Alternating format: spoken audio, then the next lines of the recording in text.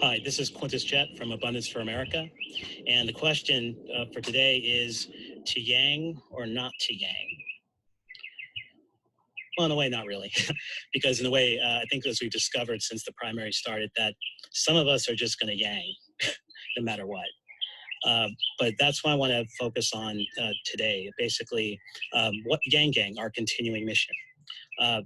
Yes, there's a lot of reason for the uncertainty of what to do, given the circumstances that we're in, which is basically, if you look at the calendar of the primaries, the first 4 or 5 weeks are always going to be very fast-paced and competitive and tumultuous, and we wouldn't know what to do.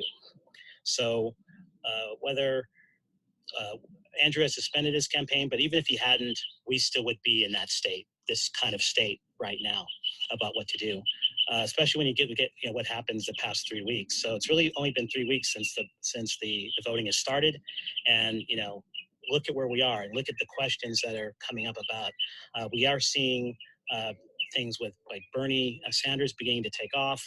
We're seeing like Bloomberg's in the race, and Elizabeth Warren, what will happen to her, and Pete Buttigieg, Amy Klobuchar, as well as Joe Biden. So within the next week, there's going to be a lot happening the next week. A lot more uncertainty and surprise is going to hit all of us who are paying attention and engaged in voting in this election. And in particular with South Carolina Saturday and the Super Tuesday coming up on next week, which will include a variety of big states in the South, as well as Minnesota in the Midwest and the Northeast and New England, as well as California, Texas, Oklahoma.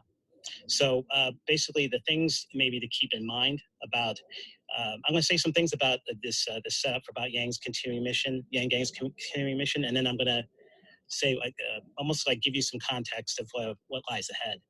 I'm sure most of what I'm about to say on some level you've already thought about, but the number one thing that we've all seen since this started is really the still voting Yang movement. So there are a number of us who are still voting for Yang anyway, and at this point some of us have already voted for Yang. Let's say in California, if you're early voting. I won't really get into judging that. I do really think that everyone is voting their conscience, and they're also voting based off the strategic value of what their vote will do. And so some people are trying to decide, should they switch votes? But there's such uncertainty going on in this primary that people really sometimes not sure. And actually, some people are postponing their voting to the last minute because no one really knows where things are going to go. So we know that. In terms of Yang Gang itself, we're actually seeing more local action. So part of our continuing mission, we're all searching for that. And so there are some Yang Gang who are beginning to be involved in find ways, state level races, local races, UBI Congress. So there's a lot of like taking this national message or national expression of Yang interest and really coming in local for it. So whether that's through your vote or through your volunteering, we're seeing that happen. Third, there's the whole thing about Andrew Yang himself. So under the circumstances, I do not, I don't think he is not going to unsuspend. And I don't think any of us really expect that at this point. And I'm not even sure if that would be wise or even feasible going forward. Even though it has been shown that, from his suspending, that a lot of people still like him, and a lot of people still like support him in some way or would like to support him. And so, by being on CNN, he's really set himself up to. I think that if there's a broker convention, which is I think likely, he will definitely be a voice that people go to and listen to for just to get the different sides together. As well as to also possibly be like help reconciliate things, because it's one thing to sort of say that you want to be a uniter, but I think he actually has the capacity as a leader. I think that in order to do that, And then, of course, if those of you who are following, there's supposed to be an announcement early next week about what his plans are going to be. And I'm looking forward to hearing that. But at the same time, I'm going to suggest that what constitutes our continuing mission as Yang Gang is actually something slightly different than that, because there's something different than just simply what is Andrew Yang going to do in the next stage of his political career. I mean, there's actually like something going on right now. Some of you, I talk to you, some of you feel it too. We cannot wait till 2024.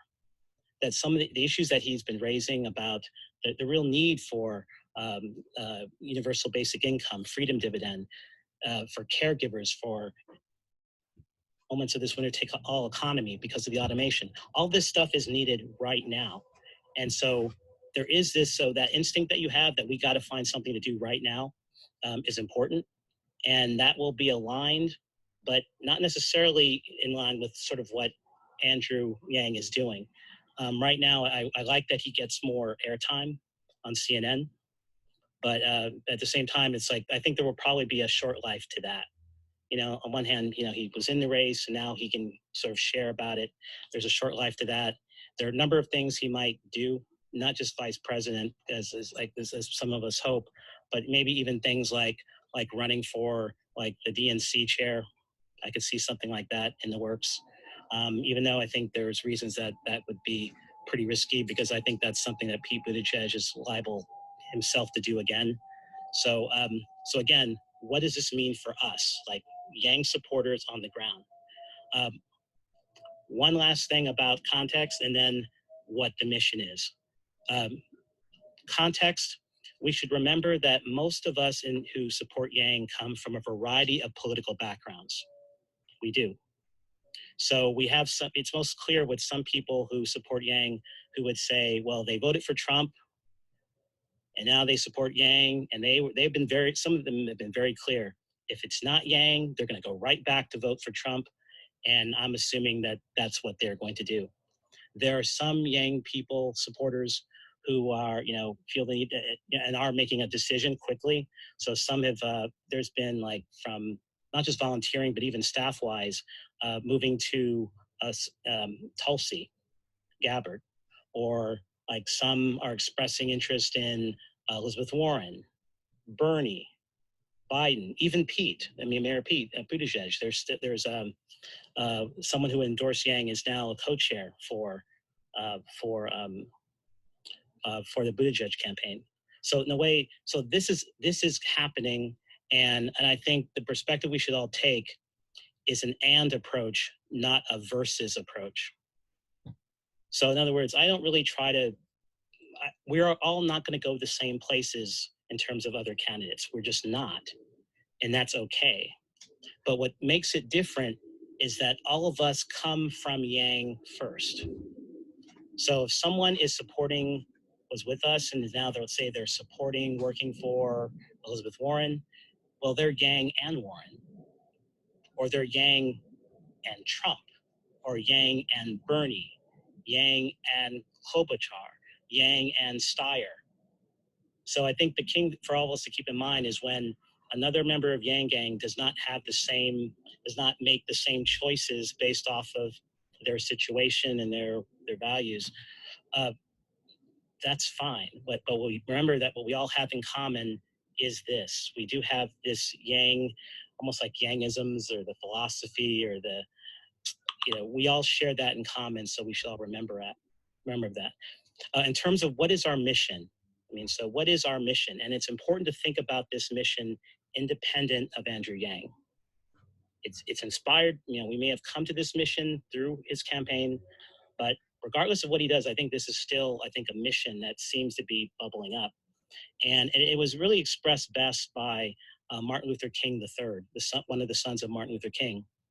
He tweeted last night after the debate, he said, I'm paraphrasing, that now that Andrew Yang is out of this race, it's really critical for us